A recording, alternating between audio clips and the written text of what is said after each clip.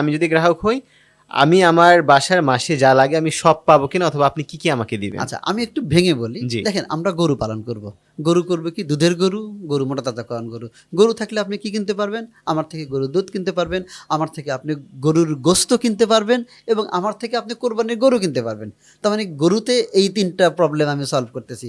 মাছ থাকলে কি হবে? আপনি আমার থেকে মাছ কিনতে পারবেন। আর মাছ ২ পদ্ধতিতে করব। একটা বায়োফ্লক্স পদ্ধতিতে আমরা মাছ করব এবং রেগুলার পুকুর পদ্ধতিতে আমরা মাছ চাষ করব। চাইলে আপনি মাছ কিনতে পারবেন।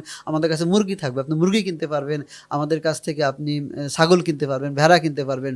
আমরা হাই ভ্যালু সবজি যেগুলো, যেমন হতে পারে মরিচ, যেমন হতে পারে ক্যাপসিকাম, যেমন হতে পারে করলা, পেঁপে, এই ধরনের সবজি আপনি আমার থেকে কিন্তু কিনতে পারবেন। আমার থেকে কিছু ফল কিনতে পারবেন। আমরা হয়তো অ্যাভোকাডোর প্ল্যান করতেছি, নারিকেলের প্ল্যান করতেছি, শ্বেতচন্দনের প্ল্যান করতেছি।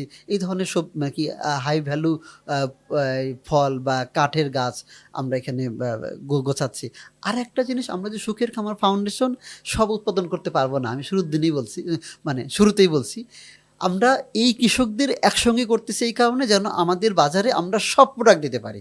ওকে। কারণ তার কাছে থাকবে, আমরা তাকে দিয়ে উৎপাদন করবো যে হ্যাঁ, আপনারা ৫ জন এইটা করেন, আপনারা ৫ জন এটা করেন, আমরা কিনবো। হুম আমরা হুম ডিমান্ড হুম। বুঝে বুঝে ওই মতো উৎপাদন ওইভাবে করাবো, আপনারা ডেলিগেট করে দিবেন আর ডেলিগেট কি। করে দেবে। ইয়েস। বুঝতে পেরেছি। আর কৃষকের যদি বিক্রি নিয়ে টেনশন না থাকে, তাহলে কৃষক তো সে ভাই সুন্দরভাবে ও মন উৎপাদন দিয়ে করবে। ফলাবে, ও কৃষক মন দিয়েই ফলায়। হ্যাঁ। আমার চেয়েও কৃষক বেশি মন দেয়, কারণ ও সবসময় পানি ইয়েতে থাকে আর হুম আমি ছাতা ধরে থাকি।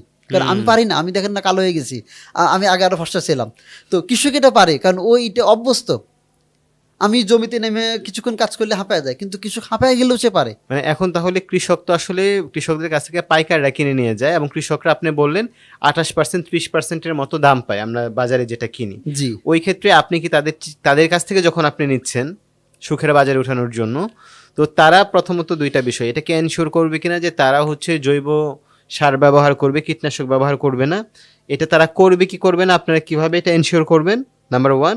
আর নাম্বার টু, ওদের কাছ থেকে যখন আপনারা জিনিসটা কিনবেন, পাই মানে তাদের জন্য আপনি তখন পাইকার, আপনি তাদেরকে কত টাকা দিবেন এবং কৃষক এখানে কতটুকু উপকৃত হবে? আচ্ছা, এখানে আমরা যেটা করব, আমরা বলছি যে সুখের খামার ফাউন্ডেশন এই কৃষকদের একসঙ্গে করবে। ফাউন্ডেশনের প্রথম উদ্দেশ্য হবে এই কৃষকদের সেবা করা। হুম কৃষকদের চ্যালেঞ্জ কি? কৃষক টেকনোলজি ব্যবহার করতে পারতেছে না, হুম। তাকে আমরা টেকনোলজি দেব। কৃষকের স্কিল্ড নাই, তার স্কিল্ড আছে নর্মাল পদ্ধতিতে, তাকে আমরা স্কিল করবো এই টেকনোলজি ব্যবহার করার জন্য। অনেকের অর্থনৈতিক সমস্যা, কারণ সেও পলি হাউস করতে পারতেছে না, তার হয়তো এই ধরনের প্রবলেম আমরা সলভ করব। এবং প্রোডাক্টটা আমরা কিনবো, প্রোডাক্টটা দুইভাবে কিনতে পারি। একটা হলো প্রফিট শেয়ার রেশিওতে, আর একটা হতে পারে যে আমরা একটা নির্দিষ্ট দাম তাকে দিয়ে দেবো। ওকে।